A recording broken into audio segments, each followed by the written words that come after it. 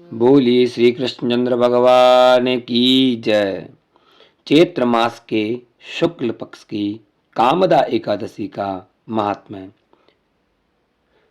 युधिष्ठिर ने पूछा, वासुदेव आपको नमस्कार है। अब मेरे सामने यह बताइए कि चैत्र मास के शुक्ल पक्ष में किस नाम की एकादशी होती है।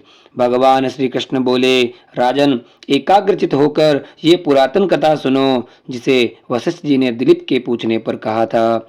दिलीप ने पूछा, भगवान मैं एक बात सुनना चाहता हूँ। चैत्र मास के शुक्ल पक्ष में किस नाम की एकादशी होती है। वशिष्ठ जी बोले, राजन चैत्र मास के शुक्ल पक्ष में कामदा नाम की एकादशी होती है। यह परम पुण्यमयी है। पाप रूपी ईंधन के लिए तो वह दावानल ही है। प्राचीन काल की बात है। नागपुर नाम का एक सुंदर नगर था जहाँ सोने के महल बने हुए थे। उस नगर में पुंडरीक आदि महाभयंकर नाग निवास करते थे। पुंडरीक नाम का नाग उन दिनों वहां राज्य करता था। गंधर्व, किन्नर और अप्सराएं भी उस नगरी का सेवन करती थी। वहां एक श्रेष्ठ अप्सरा थी जिसका नाम ललिता था। उसके साथ ललित नाम वाला गंधर्व भी था। वे दोनों पति पत्नी के रूप में रहते थे। दोनों ही परस्पर काम से पीड़ित रहा करते थे। ललिता के हृदय में सदा पति की ही मूर्ति बसी रहती थी और ललित के हृदय में सुंदर ललिता का नित्य निवास था। एक दिन की बात है, नागराज पुंडरीक राजसभा में बैठकर मनोरंजन कर रहे थे। उस समय ललित का गान हो रहा था, किंतु उसके साथ उसकी प्यारी ललिता नहीं थी। गाते गाते उसे ललिता का स्मरण हो गया। अतः उसके पैरों की गति रुक गई और जीभ लड़खड़ाने लगी।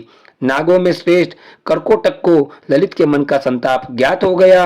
अतः उसने राजा पुंडरीक को उसके पैरों की गति रुकने एवं गान में त्रुटि होने की बात बता दी। करकोटक की बात सुनकर नागराज पुंडरीक की आंखें क्रोध से लाल हो गई। उसने गाते हुए कामातुर ललित को शाप दिया, दुर्बुद्धे तू मेरे सामने गान करते समय भी पत्नी के वशीभूत हो गया है, इसलिए राक्षस हो जा। महाराज पुंडरीक के इतना कहते ही वह गंधर्व राक्षस हो गया। भयंकर मुख, विकराल आंखें और देखने मात्र से भय उपजाने वाला रूप, ऐसा राक्षस होकर वह कर्म का फल भोगने लगा। ललिता अपने पति की विकराल आकृति देख मन ही मन बहुत चिंतित हुई। भारी दुख से कष्ट पाने लगी। सोचने लगी, क्या करूं, कहाँ जाऊं, मेरे पति पाप से कष्ट पा रहे हैं। वह रोती हुई घने जंगलों में पति के पीछे पीछे घूमने लगी।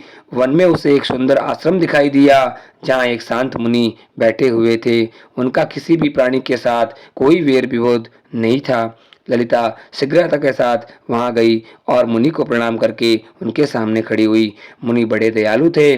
उस दुखिनी को देखकर वे इस प्रकार बोले, सुभ्रे तुम कौन हो, कहाँ से आई हो, मेरे सामने सच सच बताओ। ललिता ने कहा, माँ मुने वीर धनवा नाम वाले एक गंधर्व हैं। मैं उन्हीं महात्मा की पुत्री हूँ। मेरा नाम ललिता है। मेरे स्वामी अपने पाप दोष के कारण राक्षस हो गए हैं। उनकी यह अवस्था देखकर मुझे चैन नहीं है। ब्राह्मण इस समय मेरा जो कर्तव्य हो वह बताइए। विप्रवर जिस पुण्य के द्वारा मेरे पति राक्षस भाव से छुटकारा पा जाएं उसका उपदेश कीजिए। ऋषि बोले, भद्रे इस समय चैत्र मास के शुक्ल पक्ष की कामदा नामक एकादशी तिथि है जो सब पापों को हरने वाली और उत्तम है। तुम उसी का विधि पूर्वक व्रत करो और इस व्रत का जो पुण्य हो उसे अपने स्वामी को दे डालो।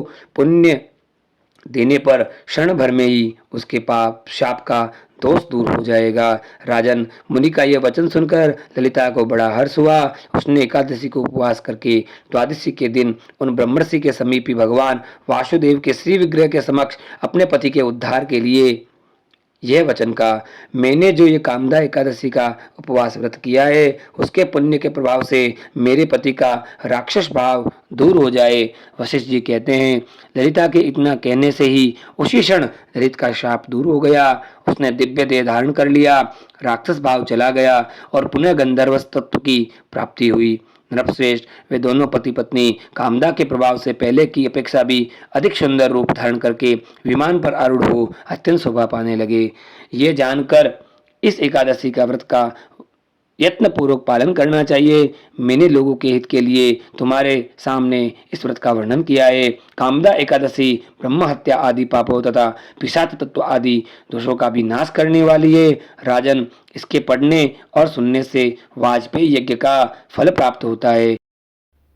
बोलिए श्री कृष्णचंद्र भगवान की जय।